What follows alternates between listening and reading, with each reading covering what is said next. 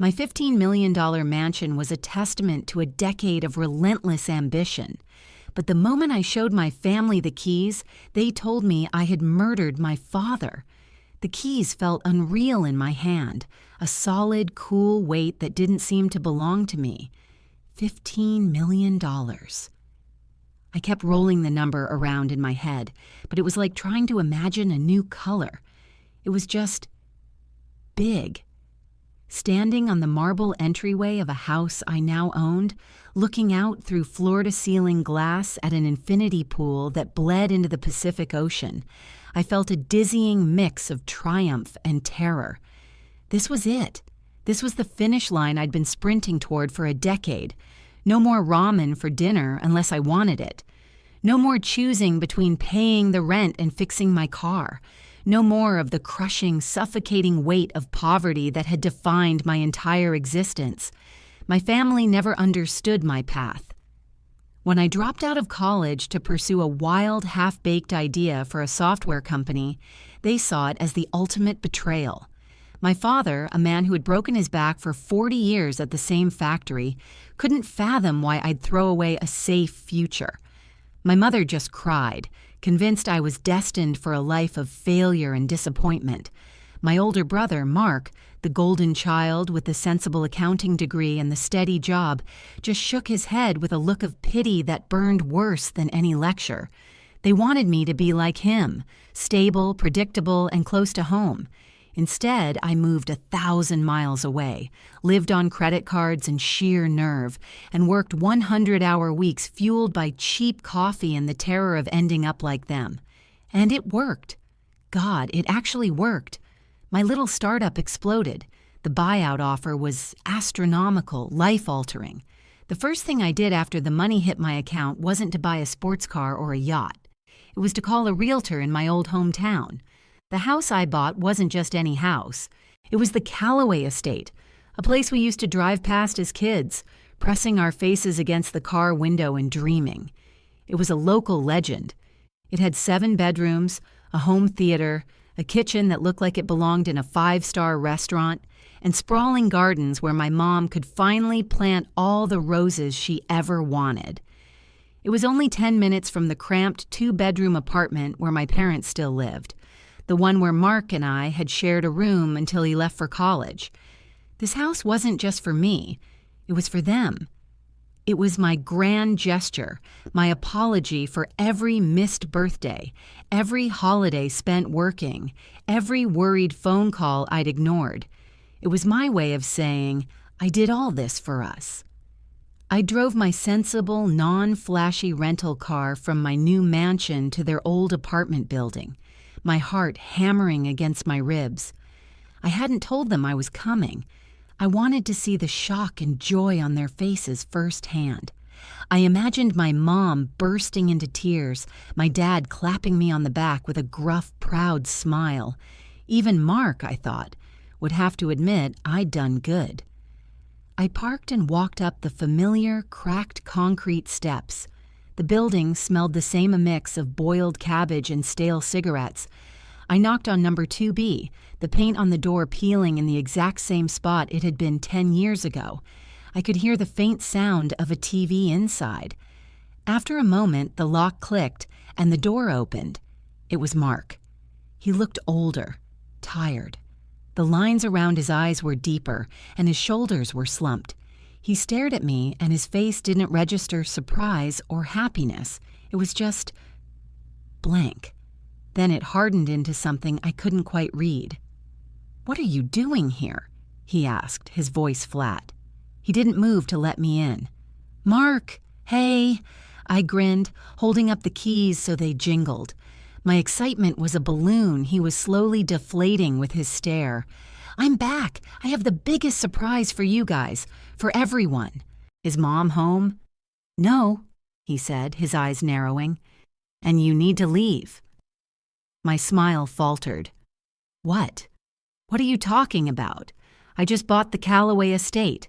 Mark, I bought it for the family, so Mom and Dad can finally get out of this place. There's a guest house for you and your family, too. It's..." He cut me off, taking a step forward into the doorway, blocking it completely. His expression was now one of pure, unadulterated contempt. "I know what you did," he hissed, his voice low and venomous. "We all saw it on the news. Flaunting your money while the rest of us are here, dealing with the mess you left behind." I was completely lost. Mess? What mess? "Mark, I did this for you." "No, you did this for you," he sneered. "Just like you do everything. Well, you're not welcome here, not anymore." He took a deep breath, and his voice rose slightly, laced with a chilling finality. "Don't show your face here. Mom's orders." I stood there, stunned into silence, the $1,000,000 keys suddenly feeling like cheap, worthless plastic. "Mom's orders? Why? What did I do?" I pleaded, my voice cracking. "Just let me talk to her." Mark's face twisted in a grimace that looked like pain. "Talk to her? Are you insane? She doesn't want to see the man who killed her husband." The words hit me like a physical blow, sucking the air from my lungs. "Killed her husband?" I repeated, my voice a strangled whisper. "What are you talking about? Dad, he's fine. This is some kind of sick joke, Mark." My mind scrambled for an explanation. Maybe it was a metaphor. Maybe Dad lost his pension and they were blaming my risky career path. Anything but the literal meaning of his words. Mark's face was a mask of grief and rage. There was no joke in his eyes, only a profound, bottomless bitterness. "A joke?" he spat. "My father is dead. He died 6 months ago, a massive coronary." 6 months. The world tilted on its axis. 6 months ago, I was in the final brutal stages of the acquisition negotiations. I was working around the clock, sleeping in my office, ignoring calls from everyone because I was so close to the finish line that was supposed to save us all. "No," I breathed. "No, you're lying. Someone would have told me. You would have called." "Called?" Mark let out a harsh, incredulous laugh. "We tried. We called you a dozen times. Mom was hysterical, begging to talk to you. But you were too busy, weren't you? Too important for your family.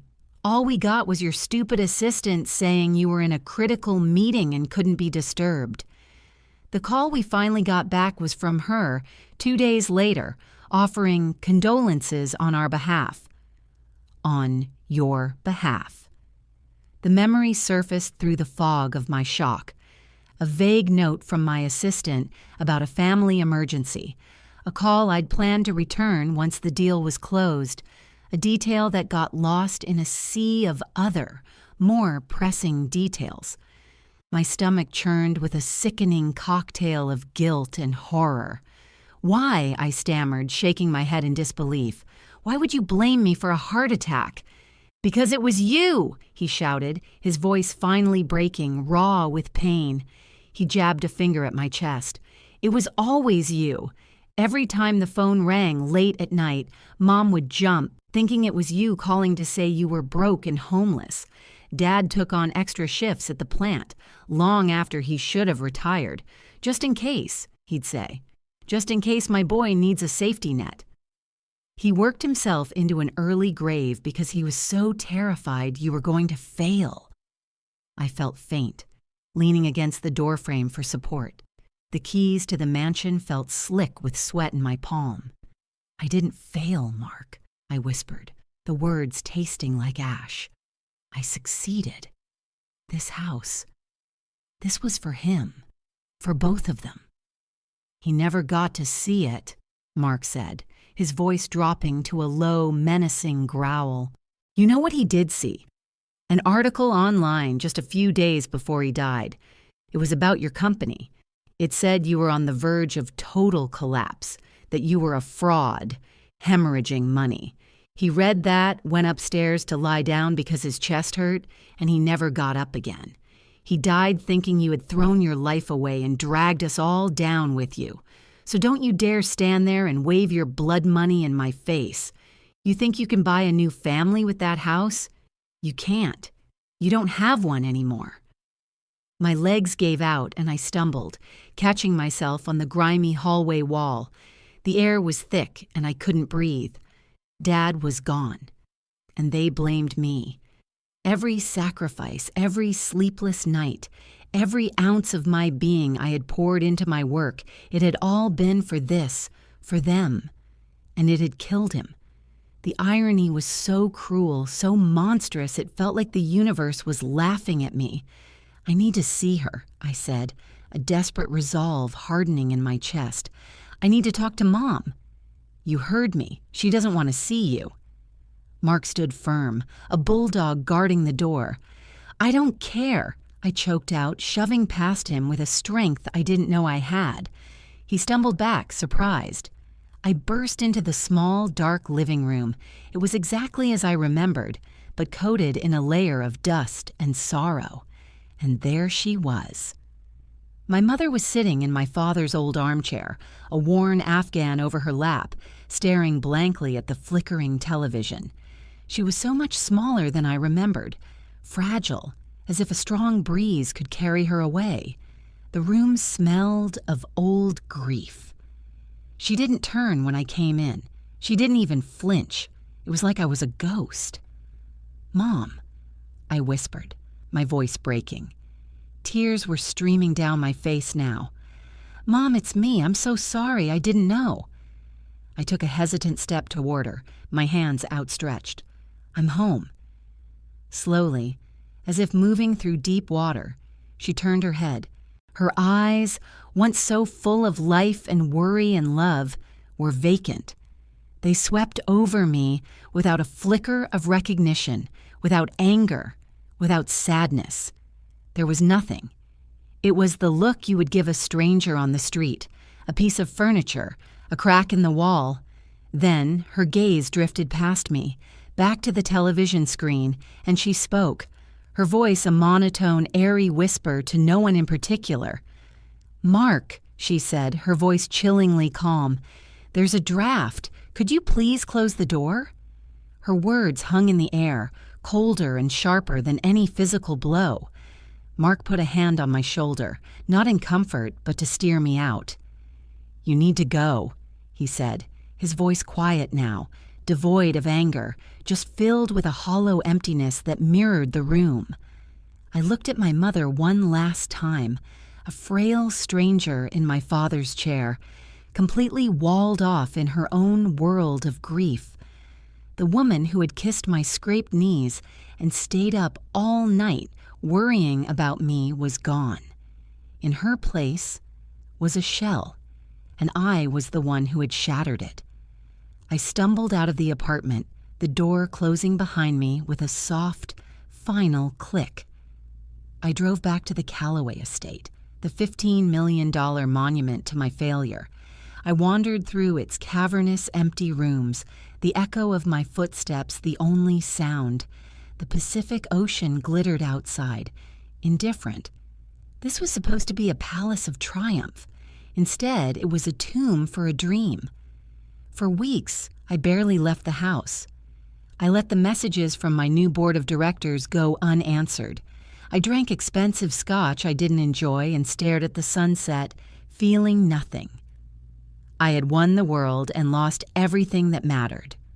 One afternoon, staring at a family photo on my phone, a picture from a long ago Christmas, all of us smiling, Dad with his arm around me.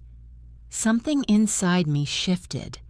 The pain was still there, a raw, gaping wound, but underneath it, a tiny flicker of resolve began to burn. They believed I had killed him with worry over my failure. The cruel irony was that the article my father read was a smear piece planted by a competitor, a desperate last-ditch effort to derail my acquisition.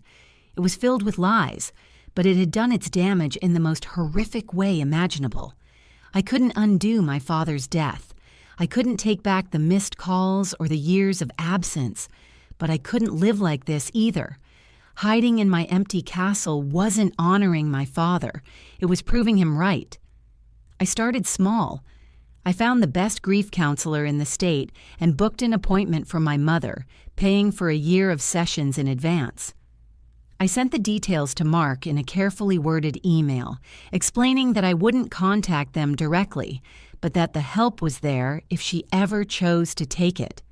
He didn't reply. Then I turned my attention to the town. My father had spent his life at that factory, a place that was constantly on the verge of shutting down, holding the livelihoods of hundreds of families hostage. I learned they were facing another round of layoffs, the final nail in the coffin for the community. So I did something that made no business sense but felt fundamentally right. I used a significant chunk of my fortune to buy a controlling interest in the factory. I didn't shut it down. I modernized it. I invested in new technology, safer equipment, and better training programs. I raised wages across the board and established a pension plan that would actually let people retire with dignity. I didn't do it for recognition. I did it anonymously through a holding company, but news travels fast in a small town. People started talking about the mysterious benefactor who had saved the factory. They talked about the new community center being built, funded by a secret donation. They talked about the college scholarship program established for the children of factory workers, named the Robert Miller Memorial Scholarship, my father's name. About a year after that disastrous homecoming, I got an email. It was from Mark. It was short, just one line. "She's going to the counselor. She asked about you today." My breath hitched.